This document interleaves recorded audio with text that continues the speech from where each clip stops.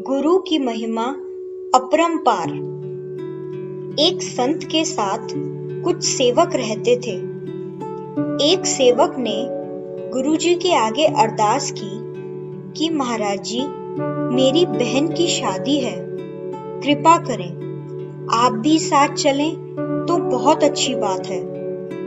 गुरुजी ने कहा, बेटा देखो, टाइम आएगा तो बताएंगे, नहीं तो तेरे को तो हम जाने ही देंगे। आखिर वह दिन नजदीक आ गया। सेवक ने कहा, गुरुजी कल सुबह मैं जाऊंगा। गुरुजी ने कहा, ठीक है बेटा।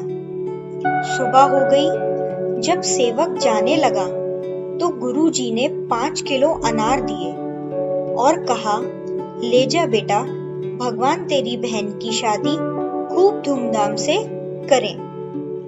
और साथ में 2 सेवक भी भेज दिए।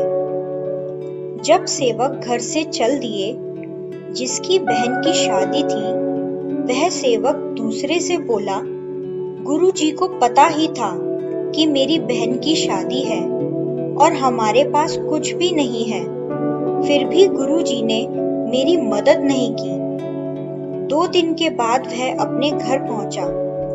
उसका घर राजस्थान रेतीली इलाके में था। वहां कोई फसल नहीं होती थी।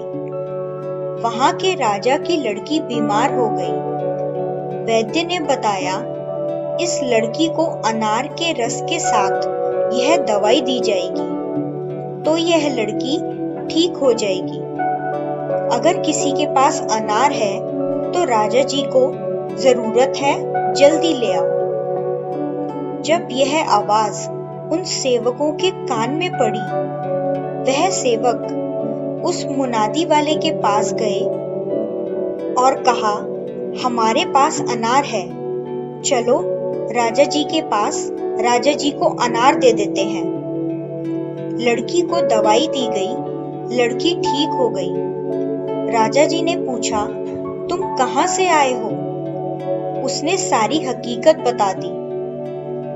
राजा ने कहा, ठीक है, तुम्हारी बहन की शादी अब हम करेंगे। राजा जी ने हुक्म दिया, ऐसी शादी होनी चाहिए कि लोग यह कहें कि यह राजा की लड़की की शादी है। सब बारातियों को सोने चांदी के उपहार दिए गए। बारात की सेवा बहुत अच्छी हुई। लड़की को बहुत सारा धन दिया गया। लड़की भी राजी खुशी विदा होकर चली गई। अब वह सेवक सोच रहे हैं कि गुरु की महिमा गुरु ही जाने। हम ना जान सकते हैं, ना जान पाएंगे। गुरु जी के बारे में गुरु जी के वचन थे, जा बेटा, तेरी बहन की शादी ऐसी होगी कि दुनिया देखेगी। संत वचन हमेशा सच होते हैं।